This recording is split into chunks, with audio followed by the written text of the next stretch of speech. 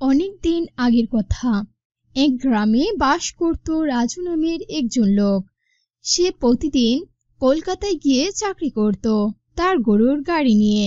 একটি জঙ্গলের ভিতর দিয়ে সে প্রতিদিন কলকাতায় যেত, কিন্তু জঙ্গলে কখনো দিনের বেলা কোনো জীবজন্তু দেখা যেত না।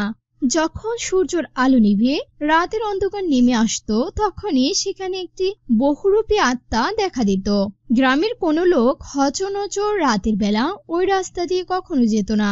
গ্রামবাসীরা যখন অনেক জরুরি কাজে সেই পথ দিয়ে যেত, তখনই তারা সেই আত্মাটার শিকার হতো।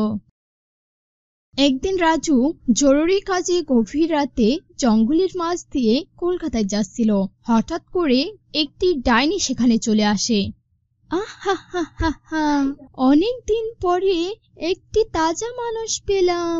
এই জঙ্গলের মাঝে কে এসেছে? অনেক দিন পরে টাটকা টাটকা মাংস খেতে পারবো। হা হা হা হা। আরে এই গভীর রাতে কে এমন করে চিল্লাচ্ছে, আর কেই বা এসব বলছে? হ্যাঁ হ্যাঁ, যা যা। রাজু এসব বলছিল আর পথ দিয়ে যাচ্ছিল। হঠাৎ করে পেতনিটি হাসতে হাসতে রাজুর সামনে চলে আসে। হা হা হা হা হা হা হা হা হা হা হা হা হা হা হা। বাঁচাও বাঁচাও, কে আছো? আমাকে বাঁচাও। আরে তুই আমার খবলে পড়ে গেছিস। যতই বলিস বাঁচাও বাঁচাও, কিন্তু তোকে কেউ বাঁচাতে আসবে না। হা হা হা হা হা হা। ছেড়ে দাও আমাকে, ছেড়ে দাও। কোথাকার ডাইনি তুমি? কেন এসেছো আমাকে ধরতে? ছেড়ে দাও আমাকে, বাঁচাও বাঁচাও। এই জঙ্গল শুধুই আমার। এই রাতের বেলা তুই এই জঙ্গলে কেন এসেছিস? আর এসেছিস যখন, তখন তো আমার কবলে পড়তেই হবে। এই বলে ডাইনিটি রাজুর হাত ধরে উড়াল দেয়, আর রাজু চিৎকার করতে থাকে।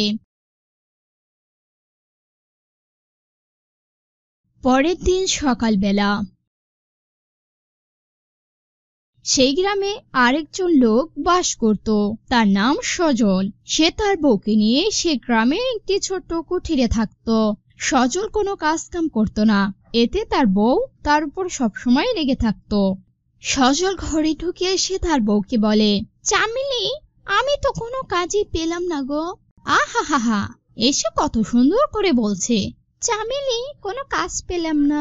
শোনো, কাজ না পেলে খাবার নেই কিন্তু। যাও, তুমি রাজু ভাইয়ের মতো প্রতিদিন কলকাতায় গিয়ে কাজ করবে, আর না হলে তোমার বাড়িতে কোনো ঠাঁই নেই। মানুষ কাজ না পেলে খোঁজ খবর নেয়, কাজ খোঁজার চেষ্টা করে।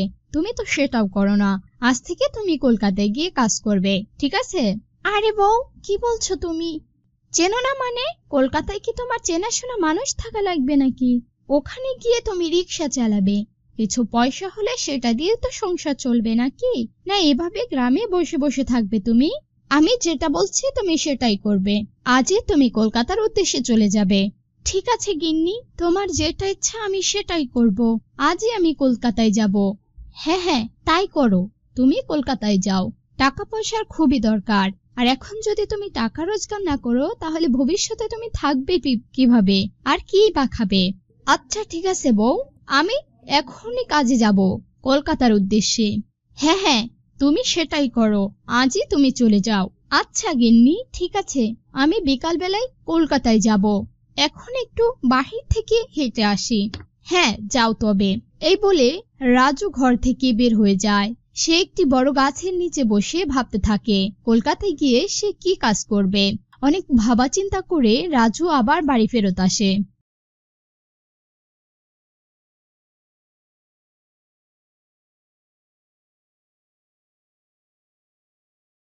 অকর্মার ঠেকি একটা, ঘুরে ফিরে তুমি আবার কোথা থেকে চলে আসলে? বারে বউ, তুমি সবসময় আমাকে এমন করে কেন বলো? আমি তো কাজ করার চেষ্টা করছি নাকি? কাজ না পেলে এখন আমি কি করব বলো? আহা হা হা, কত সুন্দর কথা বলছে। মনে হচ্ছে ওর বাপ দাদার অনেক টাকা পয়সা ছিল, যেটা দিয়ে ওর জীবন চলে যাবে। আরে যাও যাও, কিছু কাজ করার চেষ্টা করো। ঘরে বসে না থেকে বাহিরে যাও। আজ যদি তুমি কাজে না যাও তাহলে কিন্তু অনেক বিপদ হয়ে যাবে। রাজুর বউ এসব আজে বাজে কথা সবসময় রাজুকে বলতে থাকতো। এসব শুনে রাজু কিছুটা মন খারাপ করত, কিন্তু তার কিছুই করার ছিল না। রাজু একদিন সত্যি সত্যি কাজের উদ্দেশ্যে বেরিয়ে পড়ে, কিন্তু হঠাৎ করে সে একটি জঙ্গলে গিয়ে ভাবতে থাকে সে আসলে কলকাতায় কোন রাস্তা দিয়ে যাবে। এসব ভেবে ভেবে সে আবার বাড়িতে ফেরত চলে আসে। ঘরের দরজায় এসে সে দাঁড়িয়ে থাকে, শুনে তার বউ পাশের বাড়ির একটি ভাবির সঙ্গে কথা বলছে। আর বলিস না সই কমলা, তোর ভাগ্যটা দেখ কত ভালো, কত ভালো ভালো শাড়ি গহনা পরে তুই ঘুরে বেড়াস।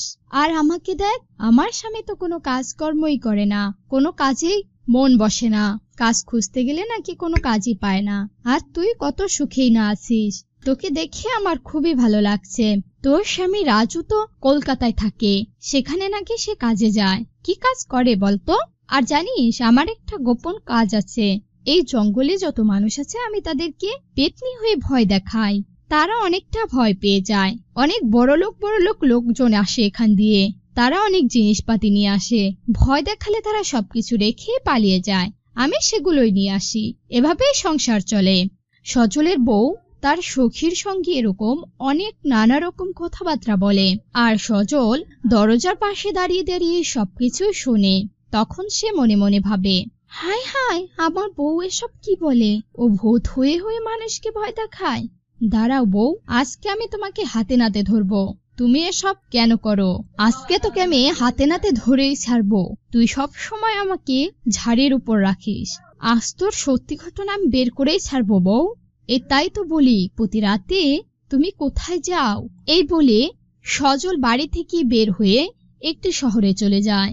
সে শহরে গিয়ে কিছুদিন কাজকর্ম করে, তারপর কিছু টাকা পয়সা রোজগার করে আবার সে বাড়ি ফেরার জন্য রওনা দেয়। তারপর সজল হাঁটতে হাঁটতে জঙ্গলের মাঝ দিয়ে বাড়ি ফিরছিল। সজল জঙ্গল দিয়ে চলার পথে হঠাৎ একটি অরাজ্যকতার আওয়াজ পায়। মনে হয় কোনো এক পেতনি চিল্লাচ্ছিল, হা হা হা, হা হা হা।